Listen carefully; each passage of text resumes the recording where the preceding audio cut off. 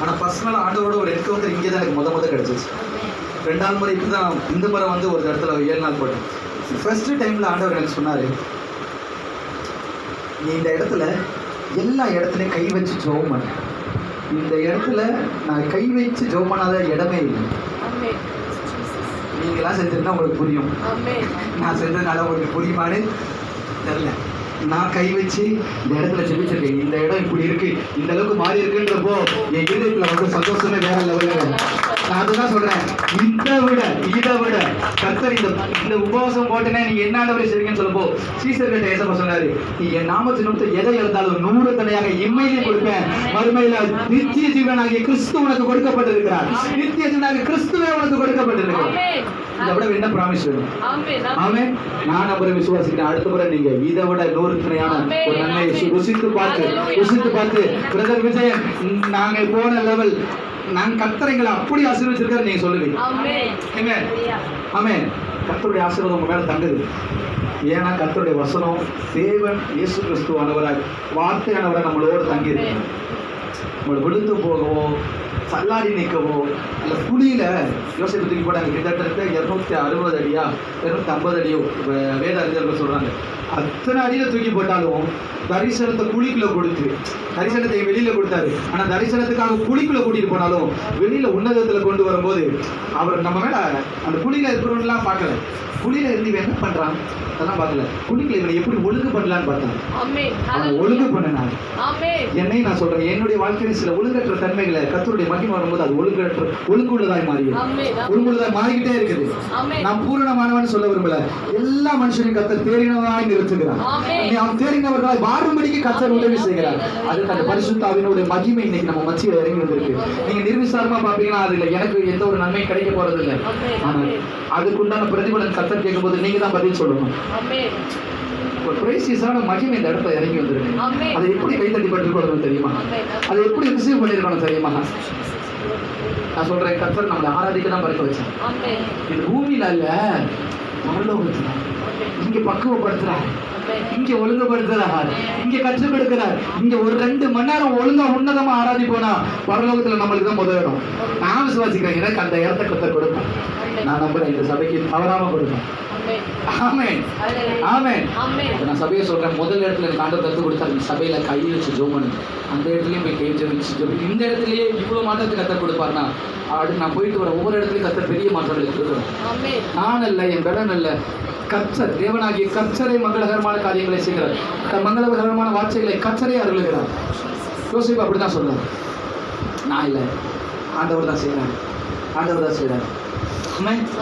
நான் சொல்றேன், கர்த்தர் உங்களுக்கும் இதே ஆசீர்வாதத்தை ஞாபகப்படுத்தி சொல்றதுனால சொல்றேன், நாம அவருடைய நாமத்தின் நிமித்தம் 100 தனியான நன்மைகளை பெற்றுக்கிறோம். 100 தனியான, நான் சொன்ன 100 தனிக்கு நீங்க எப்படி கைத்தட்டி இருக்கணும் தெரியுமா?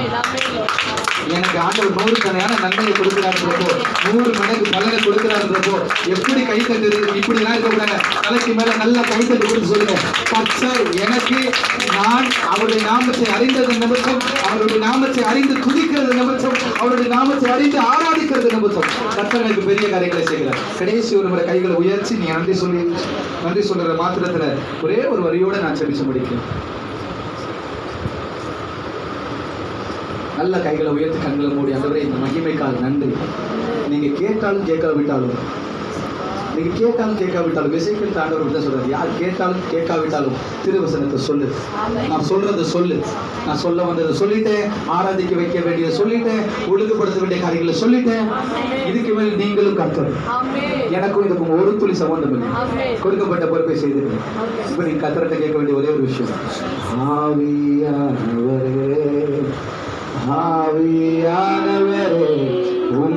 உம்மாவியால் என்னை நிரப்புமே. ஆவியானவரே வெண்ணில் உம்மை காண செய்யும். இன்னும் ஒரே ஒரு முறை எல்லாம் சத்தமா சாட்சிகளை நான் பார்க்கும்படி கர்த்தர் செய்தார். ஆவியானவரே என்று சொல்லப்படுது. புறாவை போல தண்ணீர் அந்த பரிசுத்த ஆவியானவர் சிலருடைய தோளின்களின் மேல் அமருகிறதை பார்த்தார்கள். அநேகருடைய வாழ்க்கையில சுகத்தை கர்த்தர் கொடுத்தார், கர்த்தர் விடுதலை கொடுத்தார்.